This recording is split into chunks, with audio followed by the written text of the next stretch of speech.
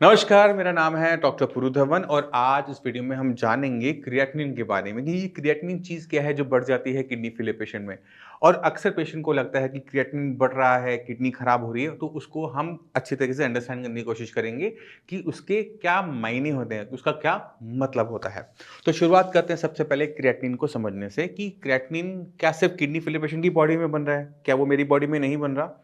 तो पहला आंसर है कि वो सबकी बॉडी में ऑलमोस्ट सेम मात्रा में बनता है। कहाँ बनता है? हमारी मसल्स में बनता है। क्यों बनता है? क्योंकि वो मसल्स में बनने वाला वेस्ट मटेरियल है जो कि प्रोटीन बेस्ड होता है। नॉर्मल तरीके से वो किडनी के रास्ते बाहर चला जाता है, बट जब हमारी किडनी कम काम करना शुरू करती है तो दिक्कत क्या होती है कि वो बन तो उसी मात्रा में रहा है, बट वो जा नहीं पा रहा बाहर, क्योंकि किडनी ने अपनी फंक्शनिंग को डाउन किया है। अब वो बाहर निकल नहीं पाया यूरिन के रास्ते, तो क्या होगा कि वो ब्लड में कहीं न कहीं तो इकट्ठा होगा, वो ब्लड में इकट्ठा हो रहा है। और आप जब टेस्ट करवाते हो अपने ब्लड का, तो आप अपने लेवल्स बढ़े हुए देखते हो। तो हमने क्या किया, हमने क्रिएटिनिन की बढ़ती हुई मात्रा से किडनी की काम करने की क्षमता का पता लगा लिया। अब ये कैसे? इसको हम एक एग्जांपल से समझने की कोशिश करेंगे। मान लो कि आप एक ऑफिस में काम करते हो। आपके पास रोज फाइल्स आती हैं, रोज 10 फाइल आती हैं, रोज आप 10 फाइल को आगे फॉरवर्ड करते हो, उनको निकालते हो। रोज आपका ये रहता है, तो शाम तक होते-होते आपके टेबल पे 0 फाइल्स होती हैं।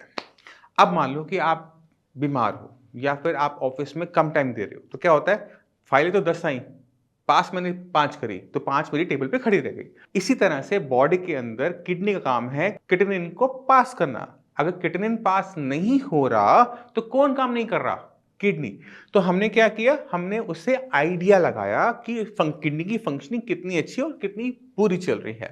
तो क्रिएटिनिन खुद में कोई डेंजरस चीज नहीं होती है, बट वो हमें बता रही होती है किडनी की फंक्शनिंग के बारे में। क्रिएटिनिन हर किसी की बॉडी में ऑलमोस्ट सेम मात्रा में बनता है। अब अक्सर पेशेंट को क्या लगता है कि मेरा क्रिएटिनिन बढ़ रहा है, मेरी किडनी क्रिएटिनिन के बढ़ने से खराब हो रही है। नहीं, क्रिएटिनिन के बढ़ने से किडनी खराब नहीं होती, किडनी के खराब होने से क्रिएटिनिन बढ़ता है। तो इसको, अपने कंसेप्ट को अपने माइंड में क्लियर करो। अब सवाल ये उठता है कि अगर किडनी खराब हो रही है, क्रिएटिनिन लेवल बढ़ रहा है, तो मैं इसे कंट्रोल कैसे करूं? क्या मैं क्रिएटिनिन पे कंट्रोल करूं या मैं किडनी पे काम करूं? तो आपको समझना है, क्योंकि क्रिएटिनिन नॉर्मल मात्रा में बन रहा है, एक्स्ट्रा नहीं बन रहा, तो मुझे जो काम करना है, जो मुझे ठीक करना है, वो है किडनी, क्योंकि किडनी कम काम कर रही थी। 80% केसेस के अंदर आपको 2 कारण मिलेंगे, या तो हाई बीपी या फिर हाई शुगर। हो सकता है कि बीपी शुगर आज की डेट में आपका ठीक हो, पहले बढ़ा था, 3 साल पहले, 4 साल पहले शुगर पहुंच गई थी 400, 500। और बीपी शुगर 2 ऐसी बीमारी है जिनको हम इजीली कंट्रोल कर सकते हैं। बहुत सारी मेडिसिन है, एलोपैथी में है, आयुर्वेदिक में है, होम्योपैथी में, बहुत सारी मेडिसिन है। अगर उन मेडिसिन को सही तरीके से आपको सूट कर जाती हैं, तो लेवल्स बीपी के, शुगर के बहुत इजीली तरीके से कंट्रोल में आ जाते हैं। आपको थोड़ा बहुत डाइट में चेंज करना पड़ सकता है, नमक को कम करना पड़ सकता है, शुगर कम करना पड़ सकता है, बट वो आ जाते हैं। शुगर में तो और आसान होता है कि इंसुलिन की हेल्प से बड़े आराम से आ जाते हैं। बीपी के अंदर मेडिसिन बहुत सारी हैं। तो आप जब भी अपनी किडनी के बारे में सोचना शुरू करो, क्रिएटिनिन को कम करना शुरू करो, तो सबसे पहले शुरुआत बीपी और शुगर से करो, जिससे किडनी को होने वाला कंटीन्यूअस नुकसान रुक जाए। अब मैं इस वीडियो में आपको कुछ और आगे ऐसे अभी नहीं बताऊंगा, मैं चाहूंगा पहले आप कुछ पेशेंट्स के टेस्टिमोनियल्स, रिपोर्ट्स आप देख लो। नमस्कार, मेरा नाम है डॉक्टर पुरु धवन और आज हम आपको बताने वाले हैं कि किस तरह से आप डायलिसिस से बच सकते हैं। आज हमारे साथ हमारे एक पेशेंट है जिनका नाम है अमरजीत यादव। अमरजीत यादव रेवाड़ी में रहते हैं और पिछले 4 महीने से इनका ट्रीटमेंट चल रहा है। बट क्या लेवल था, क्या हो गया, उसको बाद में बताऊंगा। पहले समझाऊंगा कि इनकी किडनी के साथ एक्चुअल में ऐसा क्या हुआ था कि हमारे लेवल्स 9 तक पहुंच गए थे, जहां पर डॉक्टर ने डायलिसिस के लिए बोल दिया था। ठीक है, तो सबसे पहले जब भी हमारे पास आए थे, तब डेट थी 11 सितंबर 2023। बीपी था 180 बाय 110। बीपी बहुत ज्यादा हाई था। जब बीपी हमारा बहुत ज्यादा हाई होता है, तो ब्लड किडनी के अंदर बहुत स्पीड से एंटर करता है, और जो किडनी के अंदर जो ब्लड की सप्लाई होती है, जो नेफ्रॉन्स तक ब्लड लेके जा रही होती है, वो हमारे बाल की मोटाई से भी 1/3 पतली होती है। आप सोचो कि बीपी जब बढ़ रहा है, तो सबसे बड़ा नुकसान कहाँ होगा? किडनी। किडनी के अंदर वो जो ब्लड सप्लाई है, जो नेफ्रॉन्स तक जा रही है, वो खराब होनी शुरू होती है। जैसे ही उसमें प्रेशर बढ़ता है और वो सख्त होनी शुरू हो जाती है। सख्त होने का मतलब ये है कि पेन के अंदर एक छोटा सा आप देखते हैं जहाँ पर इंक डलती है, ये घेरा का पतला हो जाना।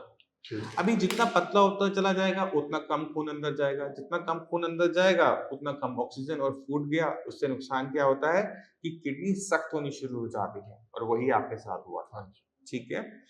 अब हमने इनके केस में सबसे पहला काम क्या किया था, हमने सबसे पहले इनका काम किया था बीपी मैनेजमेंट। अब बीपी कितना आता है? अब भी नॉर्मल आता है मेरा। ठीक है। हाँ जी। अब बीपी जब हमने नॉर्मल कर दिया तो जिस कारण की वजह से किडनी खराब हो रही थी वो हमने हटा दिया। हाँ जी। अब मतलब ये नहीं बीपी की वजह से अब कोई नया नुकसान नहीं हो रहा। हाँ। जब नया नुकसान होना बंद होगा तो ही रिकवरी स्टार्ट होगी। इसी वजह से सितंबर में आपका लेवल था 9 और अब हाँ जी। कितना है बताओ? अब मेरा है 4.56। 4.5। 4। अब आप सोच रहे हो कि 9 से 4 हुआ है, ये नॉर्मल क्यों नहीं हुआ? हाँ जी। आपने अभी मेरे हाँ, से पूछा था नहीं हाँ सवाल जी। कि नीचे कम जा रहा है, हाँ जी। इस महीने कम गया, हाँ, पीछे पिछले वाले महीने भी 4.7 पीछे था, वाले भी ज़्यादा। 4.5 आया। किडनी जो अंदर से मर गई है, वो ज़िंदा किसी कीमत में नहीं होने वाली। जो किडनी का हिस्सा बीमार था या फिर जो मरने वाला था, हम उसको बचा सकते हैं, बीमार हिस्से को ठीक कर सकते हैं, बट मरे को ज़िंदा नहीं कर सकते। ठीक। इसी वजह से लेवल हमारा 9-10 के आसपास से 4 साढ़े 4 तक अच्छा। नीचे आया है, और ये अब धीरे-धीरे ही नीचे जाएगा और एक पॉइंट पर आकर रुक भी जाएगा। हो सकता है कि ये लेवल 4 का हो सकता है वो लेवल 3 का हो, वो हमें आगे पता लगेगा।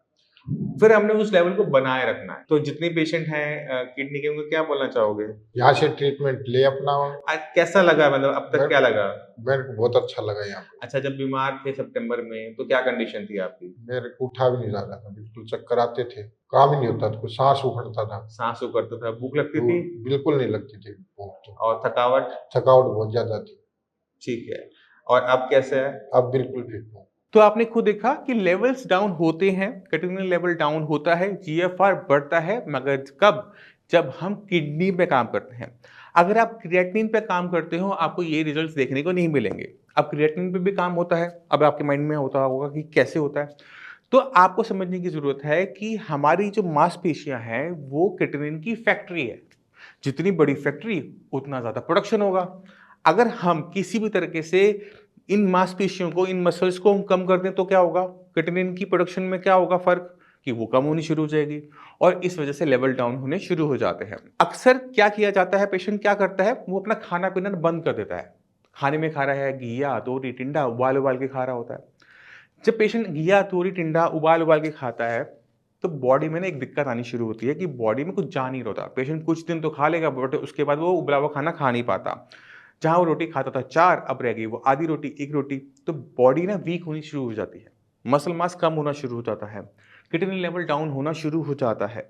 बट दिक्कत क्या है? बॉडी में ना वीकनेस बहुत ज़्यादा आ जाती है। प्रोटीन की मात्रा कम होनी शुरू हो जाती है। बॉडी में हीमोग्लोबिन बनना बंद हो जाता है।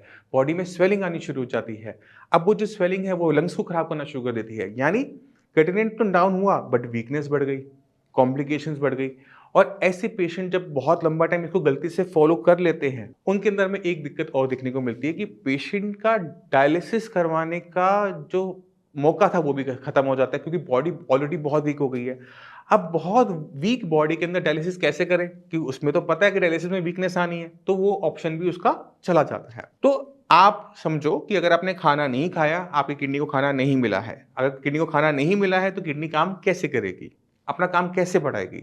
हमने तो काम बढ़ाना है, किडनी काम बढ़ाना है। तो जब भी पेशेंट अपना खाने-पीने को कट डाउन करके क्रिएटिनिन को डाउन करता है, तो वो टेम्परेरी होता है, लेवल डाउन होता है, 2-3 महीने के लिए डाउन होता है, उसके बाद वो बढ़ना शुरू होता है। अब पेशेंट को कोई भी बचा नहीं सकता, कोई डायलिसिस नहीं बचा सकता, कोई उसका ट्रांसप्लांट का भी ऑप्शन खत्म हो जाता है, क्योंकि बॉडी में सीवियर वीकनेस है। पेशेंट के लिए बेड से उठ के वॉशरूम तक जाना मुश्किल हो जाता है। इतनी दिक्कत होनी शुरू हो जाती है। तो किसी भी कीमत पे अपना खाना खाना बंद मत करना। खाना खाना ज़रूरी है किडनी से काम लेने के लिए। अगर आप खाना खाना बंद कर दोगे, किडनी अपना काम करना बंद कर देगी, लेवल्स क्रिएटिनिन के वापस से बढ़ने शुरू हो जाएँगे। तो ये गलतियाँ आपने बिल्कुल भी नहीं करनी होती। बॉडी में हमें खाना लेके जाना है, इतना खाना लेके जाना है कि बॉडी की जो डेली बेसिस की जो फंक्शंस हैं वो सारे प्रॉपर तरीके से रन होते रहें। अब सवाल ये उठता है कि क्या खाना खाने से किडनी खराब होती है या नहीं? क्योंकि अक्सर आप इसी वजह से खाना बंद कर रहे होते हो, राइट? तो खाना खाने से किडनी खराब कभी भी नहीं होती, चाहे आप नॉन-वेज क्यों ना खा लो। अगर हम नॉन-वेज भी खा रहे हैं, अगर हम दालें भी खा रहे हैं, हम सब कुछ भी खा रहे हैं, वो किडनी तक कभी भी डायरेक्ट नहीं पहुँचता। आप अपने खाने की जब हम खाना खाते हैं, माउथ से खाया, हमारे स्टमक में गया, स्टमक से हमारी इंटेस्टाइन्स में गया, पहले स्मॉल इंटेस्टाइन्स में गया, फिर लार्ज इंटेस्टाइन्स में गया और इस प्रोसेस के अंदर उसमें जो पोषक तत्व थे वो एब्जॉर्ब होकर ब्लड में आ जाते हैं। आपने शुगर खाई थी, वो आ गई, आपने नमक खाया, वो आ गया, उसमें विटामिन से, मिनरल से, उसमें फैट था, कार्बोहाइड्रेट था, प्रोटीन था, जो भी चाहिए था वहां से खींचा, ब्लड में डाल दिया गया। अब ये ब्लड पूरी बॉडी में सर्कुलेट करता है। अगर आपके खाने के अंदर नमक की मात्रा ज़्यादा है या फिर आपके खाने के अंदर शुगर की मात्रा ज़्यादा है तो बीपी और शुगर बढ़ेंगे। अब इन बीपी और शुगर की वजह से किडनी खराब होगी। खाने ने कभी भी नुकसान नहीं पहुंचाया, खाने ने वो पोषक तत्व निकाले थे, हम हमारी आंतों ने निकाले थे और ब्लड में डाले थे। वो ब्लड पूरी बॉडी में सर्कुलेट किया, बॉडी बॉडी को ताकत दी उसने। अब उसमें अगर नमक और चीनी की मात्रा ज़्यादा है, तो उससे होने वाली बीमारी से किडनी खराब हुई है, खाने से खराब नहीं हुई है। तो मैं उम्मीद करता हूँ इस वीडियो से क्रिएटिनिन क्या है, कहाँ बनता है, क्यों बनता है, कैसे उसे कंट्रोल किया जा सकता है, क्यों हम हमेशा जोर देते हैं कि किडनी की फंक्शनिंग बढ़ाओ, किडनी की फंक्शनिंग बढ़ाओ, खाना अच्छे से खाओ, उसको आप समझ गए होंगे। फिर भी माइंड में कोई भी डाउट है, कुछ भी पूछना चाहते हैं, डॉक्टर्स अवेलेबल है, मैं भी साथ में हूँ, आप मुझसे भी आकर मिल सकते हैं। और माइंड में कोई भी डाउट हो ना, कुछ भी पूछना चाहते हो, कोई टॉपिक ऐसा हो जो आप चाहते हो कि मैं आपको बताऊँ, अगर मैंने पहले नहीं बनाया तो मैं इसमें ज़रूर वीडियोज़ बनाऊँगा, तो आप वो कमेंट सेक्शन में कमेंट कर देना और मैं इसको ज़रूर इस पे काम करेंगे। और इसी के साथ आप सभी से मैं चलने की आगे चाहूँगा। मिलते हैं अगली वीडियो में, तब तक के लिए नमस्कार।